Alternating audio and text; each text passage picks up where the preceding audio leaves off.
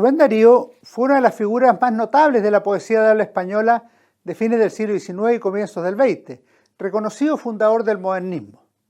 Nació en Nicaragua el 18 de enero de 1867 y falleció en España el 6 de febrero de 1916. En su vida relativamente corta, no solo fue poeta, sino también diplomático.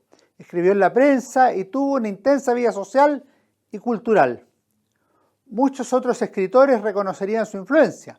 Esa gran sombra que cantó más altamente que nosotros, dirían Federico García Lorca y Pablo Neruda en la década de 1930, como un hombre que era capaz de sintetizar en versos breves su visión del amor, la verdad, la belleza, la alegría y los dolores de la vida.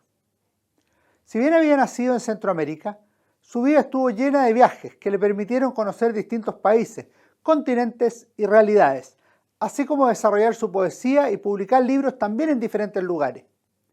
El propio poeta narra esa trayectoria en su obra Vida de Rubén Darío, escrita por él mismo, publicada por Biblock Book Export el 2015.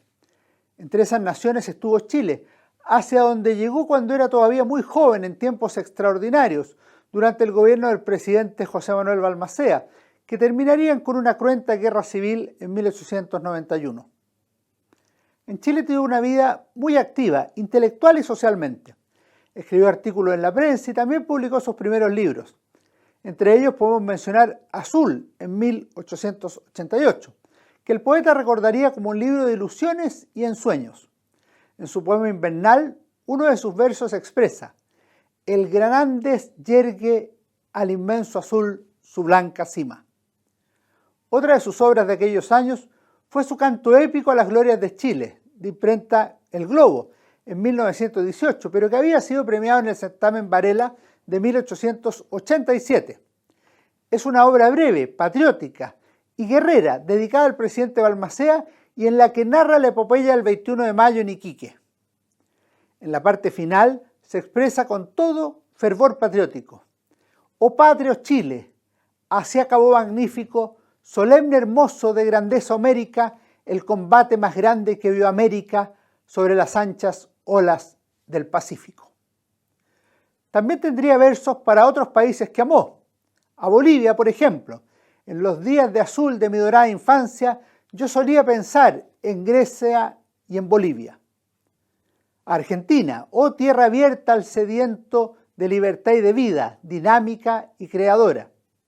A Colombia: siempre serán soberbios sus pendones, bajo la aureola que a la gloria inflama. Y a España: que la raza está en pie y el brazo listo, que va en el barco el capitán Cervantes y arriba flota el pabellón de Cristo. Si bien llegó a Chile huyendo de un desengaño amoroso, Darío pronto hizo amigos, consolidó su vocación poética y se vinculó con el mundo cultural y político de su nuevo país, según lo contaría a su amigo Luis Orrego Luco, futuro escritor y memorista chileno. En este país aprendió a macizar mi carácter y a vivir mi inteligencia. Tuvo recuerdos para el malogrado presidente, papá de su amigo Pedro Balmaceda Toro. Fue el rey de un instante de su patria y concluyó como un héroe de Shakespeare. Ciertamente también recordó a su propio amigo Pedro, a quien dedicó el libro A de Gilbert, publicado en San Salvador por la Imprenta Nacional en 1889, tras la muerte de Pedro, que utilizaba ese sinónimo. Posteriormente siguió sus viajes por el mundo. Estuvo en Centroamérica y en España, participó en la Feria Universal de París en 1900, ciudad que anhelaba conocer, como expresa en Vida de Rubén Darío, contada por él mismo. Yo soñaba con París desde niño, a punto de que cuando hacía mis oraciones rogaba a Dios que no me dejase morir sin conocer París. París era para mí como un paraíso en donde se respirase la esencia de la felicidad sobre la tierra. Era la ciudad del arte, de la belleza y de la gloria, y sobre todo era la capital del amor, el reino del ensueño. E iba yo a conocer París, a realizar la mayor ansia de mi vida. También tuvo la posibilidad en Europa de conocer España, donde compartió con parte importante de la intelectualidad y de los escritores de la península, aunque también notó que el país vivía días difíciles y que algunos no estaban como él pensaba. Cánovas, muerto. Castelar, desilusionado y enfermo. Sin embargo, a pesar de haberse encontrado con una España amputada, doliente y vencida, como dice en su libro, compartió con Baroja y Ramiro de Maeztu, con Juan Ramón Jiménez y los hermanos Machado. En Italia, de viaje, vio de lejos a D'Annunzio y al Papa León XIII. A este último dedicó un largo himno en prosa. En México recibió diversos homenajes e incluso una calle con su nombre. Yo he sido acogido en diferentes naciones, como si fuera hijo propio de ellas, recordaría más tarde, nombrando a Chile entre los países a los cuales guardaba especial gratitud. En la obra de Darío hay muchos poemas que tuvieron gran fama y se repitieron por décadas. Uno de ellos es a Margarita de Bail. Margarita está linda la mar y el viento, lleva esencia sutil de azahar. Yo siento en el alma una alondra cantar tu acento. Margarita, te voy a contar un cuento.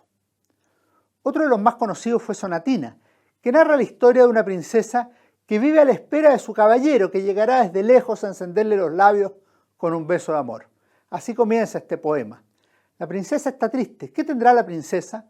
Los suspiros escapan de su boca de fresa, que ha perdido la risa, que ha perdido el color. No podemos dejar de mencionar esa notable creación que es el poema Los motivos del lobo, que narra en forma de versos un momento en la vida de San Francisco de Asís. El varón que tiene corazón de lis, alma de querube, lengua celestial, el mínimo y dulce Francisco de Asís, está con un rudo y torvo animal. Este rudo y torvo animal era un lobo, que rabioso ha deshecho todos los rebaños, ha asolado los alrededores, devoró corderos, devoró pastores y son incontables sus muertes y daños. Francisco lo conoció y lo pacificó, lo llevó a vivir con la gente que lo alimentaba, hasta que un día el fraile se ausentó, momento en que el lobo volvió a ser carnicero.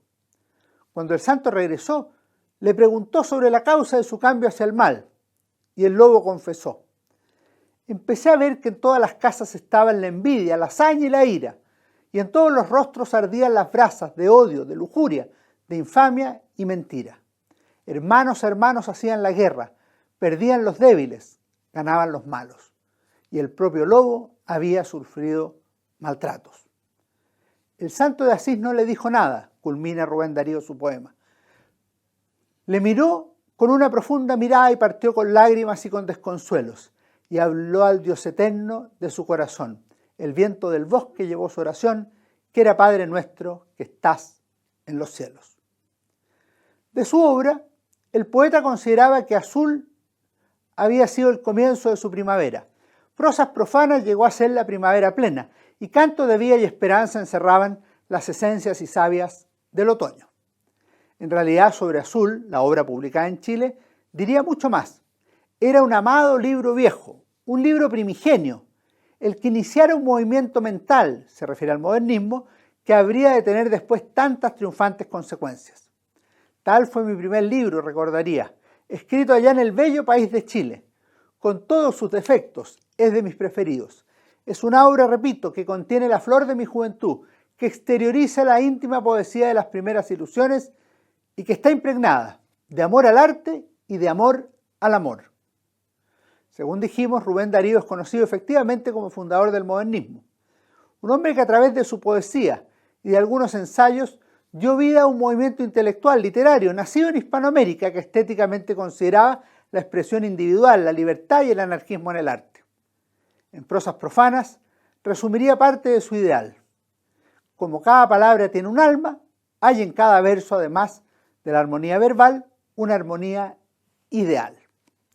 Estamos hablando de un gran poeta que marcó el cambio de siglo desde el XIX al XX, que siendo un gran cultor de las letras hispanas, estuvo interesado en la literatura universal, particularmente francesa, que amó a su país y a los demás países que conoció, que escribió en su tiempo, pero cuya literatura ha trascendido su existencia.